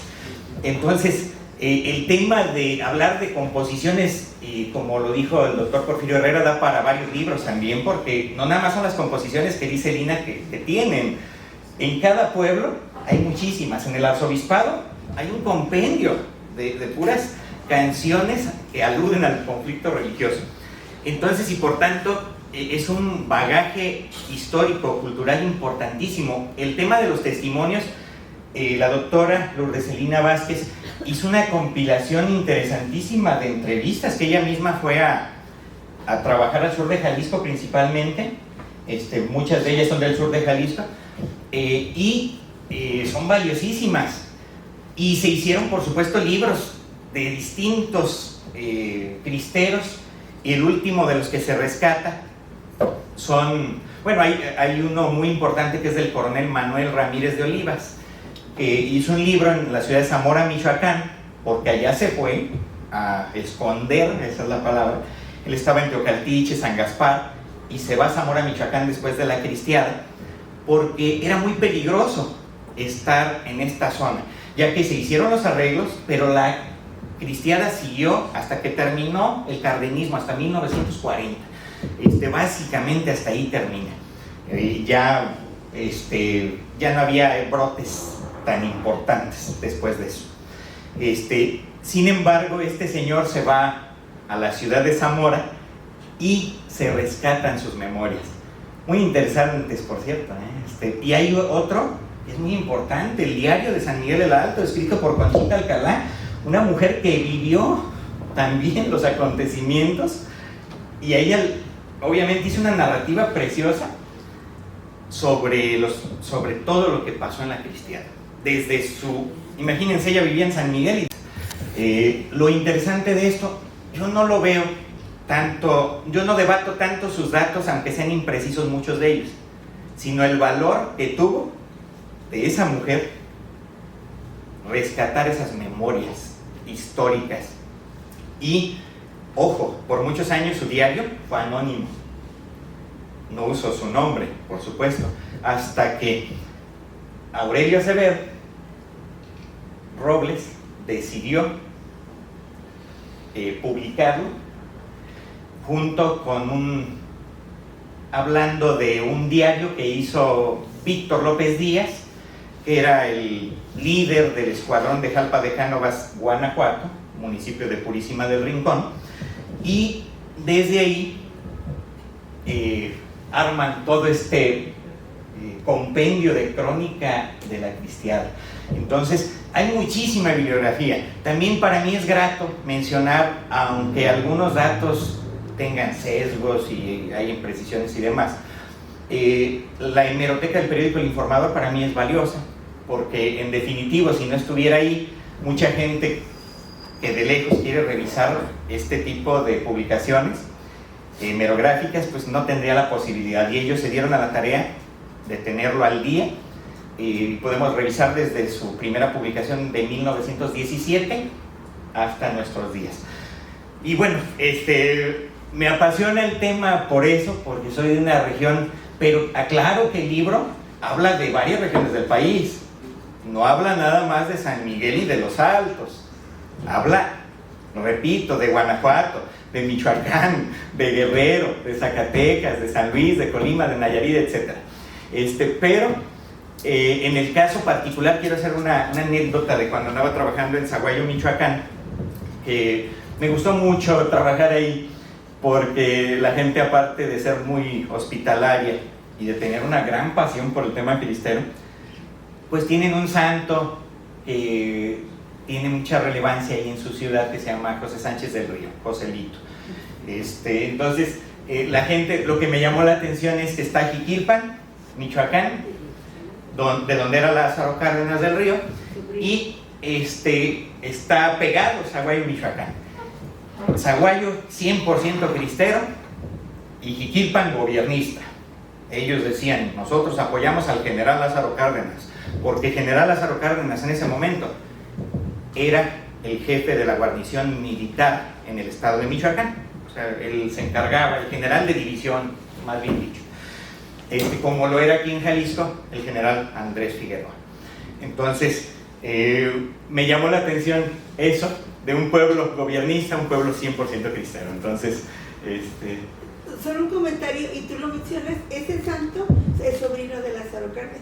es correcto, así es. O sea, era lo interesante, ¿no? 100% cristeros y Joselito, sobrino de Lázaro Cárdenas. Entonces, algo muy interesante. Bueno, les quería leer algunos fragmentos así brevemente, que a veces se acostumbra en algunas presentaciones de libros. Yo los invito de antemano, antes de leer esto, que adquieran el libro. Las críticas son bien recibidas y nos gusta el tema, y vamos a estar trabajando en más cosas. Estamos ahorita fuerte en la revisión de muchísimos documentos. Yo creo que leer todos es a veces complicadísimo, son miles y miles de documentos, pero poco a poco tendremos que ir haciendo más aportaciones, no solo del tema cristero, aclaro. Viene otro libro, no me adelanto de qué tema es, pero viene otro libro, pronto tendrá noticias y es de un tema totalmente diferente, pero queremos publicar varios y vamos a estar trabajando fuerte para que se logre. Y quiero nada más también acotar lo siguiente: en los Altos de Jalisco hay una tendencia de no rescate de la historia en la mayoría de municipios, a excepción, aclaro, de Lagos de Moreno y Tepatitlán, que sí se están interesando por la cultura y están trabajando. Otros municipios salteños les importa más otros temas que generan dinero que la cultura.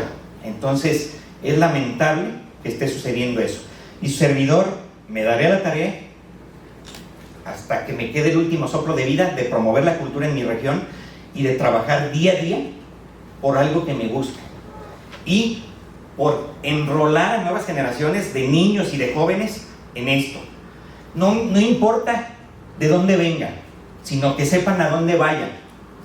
Lo que me interesa es eso, que tengan una pasión genuina y que les guste lo que hacen. Cuando te gusta lo que haces, eres feliz. Entonces, voy a leerles unos fragmentos de mi libro, con el afán de que conozcan un poquito más algunos datos que contiene. En relación a los antecedentes del marco legal, bueno, aquí menciono la Constitución Federal de 1824 y hablo nada más. En ese momento, en el artículo 3, se decía que la religión de la nación mexicana es y será perpetuamente la católica, apostólica y romana.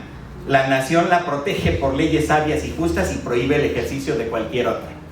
En las bases constitucionales de 1835, el artículo 1 señala que la nación mexicana, una soberana e independiente, como hasta aquí, no profesa ni protege otra religión que la católica apostólica romana, ni tolera el ejercicio de otra alguna. Las bases orgánicas de 1842, cuando López de Santana estaba ahí vigente, dice en el artículo 6 lo siguiente: la nación profesa y protege la religión católica apostólica romana con exclusión de cualquier otra. ¿Qué nos da esto? Tenemos a Santana como un conservador de altos vuelos. Recordemos que ahí se dio la famosa rebelión de los polcos. Entonces, y los polcos pues eran conservadores y les encantaba que gobernara Santana. Entonces, vamos a hablar de las leyes de reforma así a manera general. Pues obviamente la Iglesia Católica no estaba contenta con lo que hacía Juárez, por supuesto que no, porque Juárez le quitó su poder y le quitó los recursos económicos que ostentaba. La Iglesia era el ente más poderoso en nuestro país. Ahorita no puedo decir lo mismo, pero en ese momento lo era. Y la ley de nacionalización de bienes eclesiásticos, la ley del matrimonio civil, el decreto que cesa toda la intervención del clero en cementerios y camposantos, el decreto sobre días festivos y prohibición de la asistencia oficial a las funciones de la iglesia, y la ley sobre libertad de cultos. Si se crean más religiones, pues no me conviene, porque me quitan mis recursos, me quitan diezmos, me quitan dinero. Pues lógico, era evidentemente que iba a haber un descontento social, y aquí lo digo, que la gente no tomó a bien, pero era justo y era claro que se tenía que hacer. La libertad cultural es un derecho, pero también la manifestación es un derecho. Entonces tenemos que valorar y poner en una balanza que había un derecho de manifestación, pero también había que ejercer el marco legal que se estaba estableciendo. Hay un reglamento de aquí de Jalisco, brevemente, el decreto número 2801 y su reglamento. Nada más voy a leer esta parte que dice: artículo 2, el número máximo de ministros de cultos fijado por el decreto 2801 del 18 de marzo de 1926 queda sujeto a la siguiente distribución.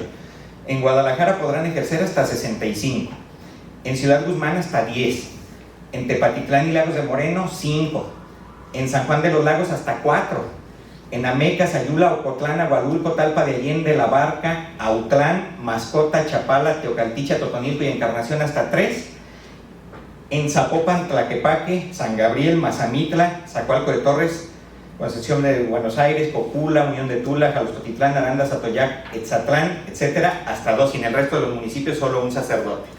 Eso generó descontento, porque recordemos que la autoridad de la época eran los padres, y más en los pueblos.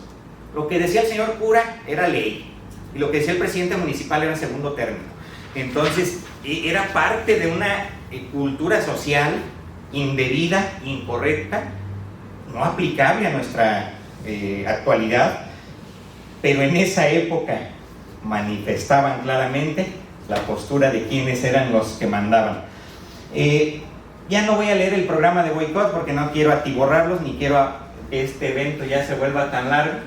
Creo que por el público nos cansamos, es comprensible. El programa de boicot, nada más aclaro que quien lo hizo, la Liga Nacional de la Defensa de la Libertad Religiosa, que buscaba con el boicot. ¿O qué era el boicot? Bueno, te decía, no le compres a los comerciantes y empresarios que apoyen al gobierno. No compres nada, pues, que provenga de aquellos que apoyan al gobierno en general.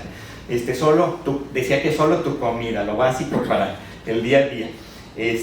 Del combate y toma de Manzanillo, bueno, es un parte muy extenso, que nos habla de ese acontecimiento desafortunado. Fue un combate muy grande, que generó muchas muertes y que no tiene nada de digno ni de aplaudible. Sin embargo, creo que al hablar de colección Centenario Cristero y de decir que conmemoramos, yo creo que a veces el conmemorar la memoria de aquellas personas que murieron también tiene mérito.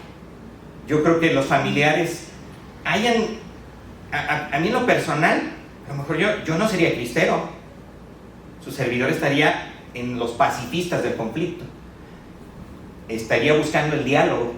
Sin embargo, este pariente fue cristero y me duele, a pesar de que pasaron más de 100 años, me sigue doliendo. Digo, perdón, casi 100 años. Cuando murió fueron casi 100 años. Me sigue doliendo y no deja de ser mi pariente, y yo creo que ahí hay unos sentimientos, ¿no? No estoy de acuerdo con la cristiada, no estoy de acuerdo. ¿Por qué? Porque no tenía un matiz de cambiar algo y ni se cambió nada, y aquí lo digo que resultó estéril. La palabra estéril es que no dio resultados, y no hay revolución. La revolución genera un cambio, una transformación general en un país, tanto en el marco legal, económico y en muchas cuestiones. Entonces, hablar de la cristiada, obviamente no vamos a coincidir a veces, pero hay que tomarlo en cuenta. Definitivamente, hablando de muchas regiones del país, el único espacio histórico que les puede generar un distintivo turístico o un proyecto de índole turística es la cristiada. Entonces, si no lo tomamos en cuenta, estaríamos matándoles una parte de un proceso de cambio que les puede mejorar sus comunidades. Brigada Quintanar, voy a leer. Hay muchas brigadas y regimientos.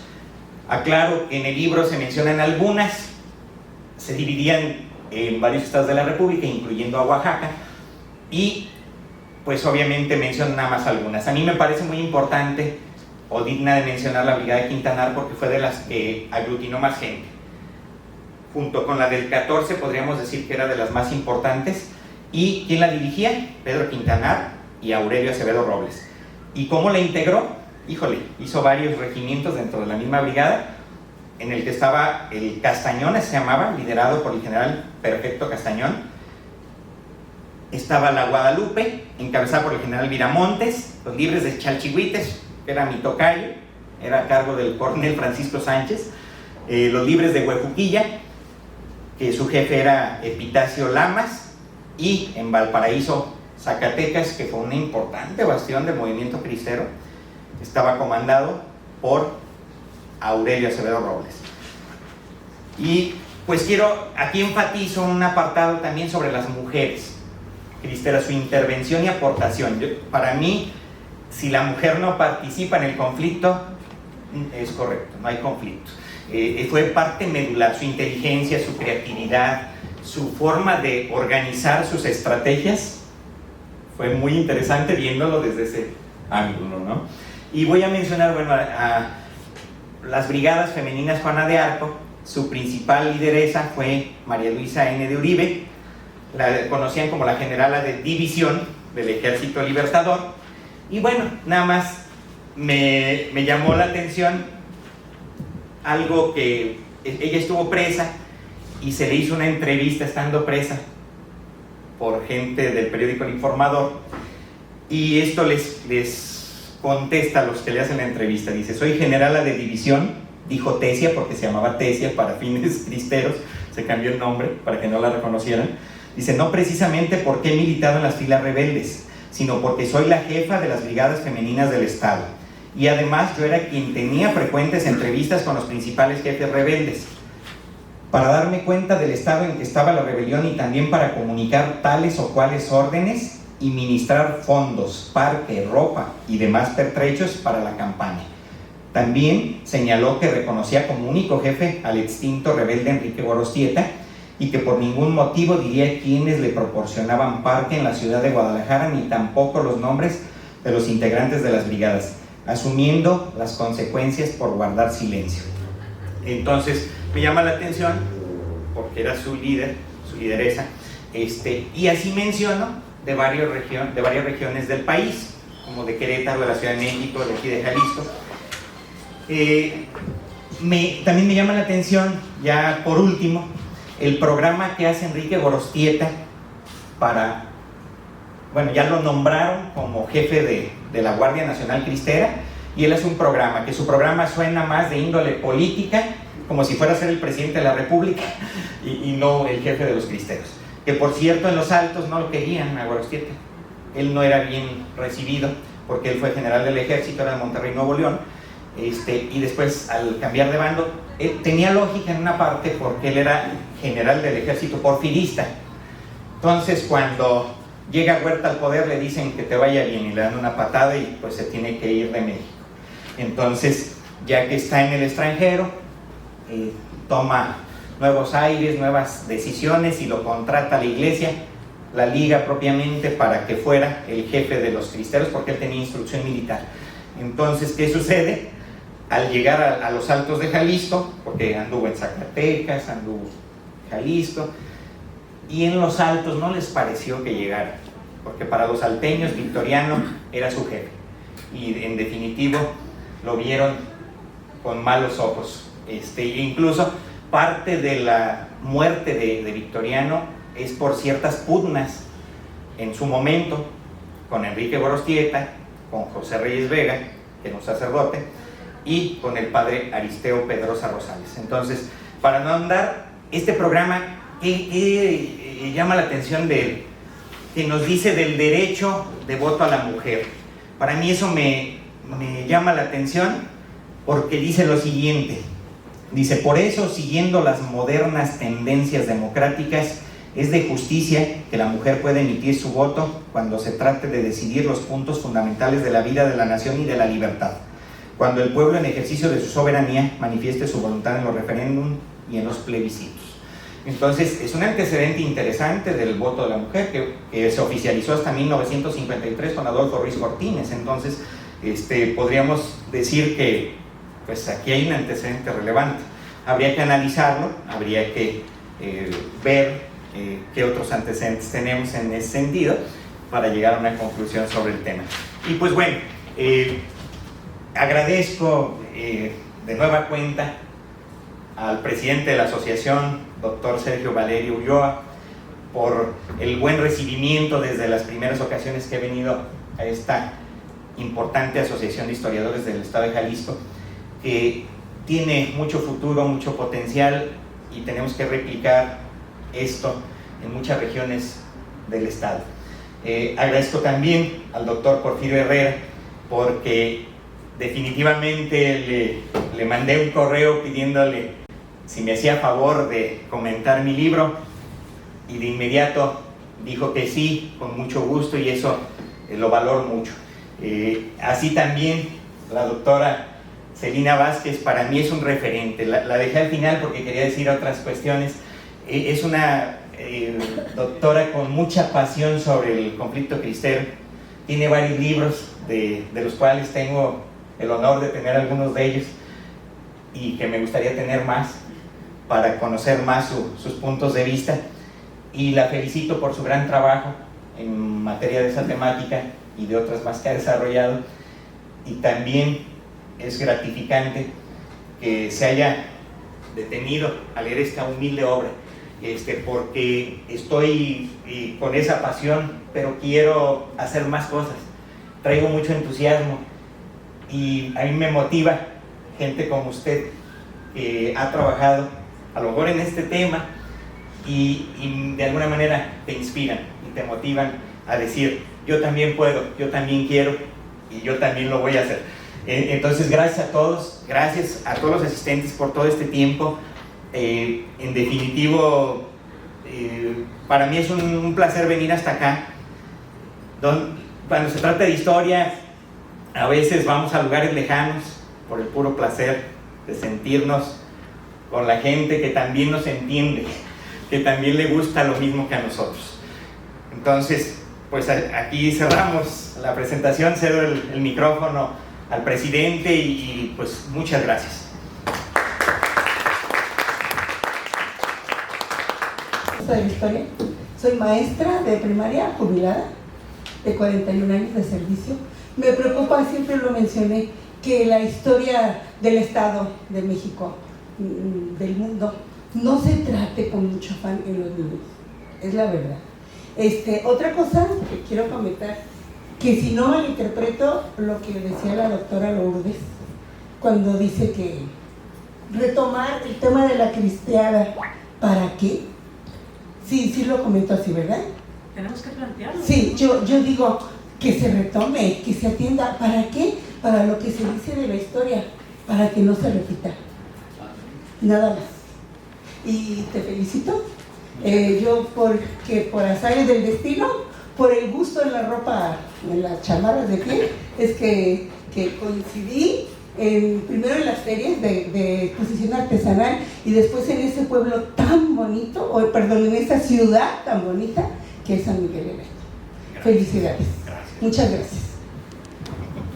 Yo uno breve, porque pues quiero felicitar a Francisco por esta pasión que nos transmites también a compartirnos sobre la obra y recordar pues también que uno de nuestros principales historiadores en Jalisco es Luis Pérez Verdía, que es de formación abogado, y creo que al momento de escucharte ahorita en estos comentarios finales cumples con transmitirnos esta pasión e incentivarnos a todos a leer la obra y querer que todo el mundo replicara ese gusto, ¿no? De que todo el mundo es interesado por lo que hacemos, hay mucho por aprender, mucho por descubrir.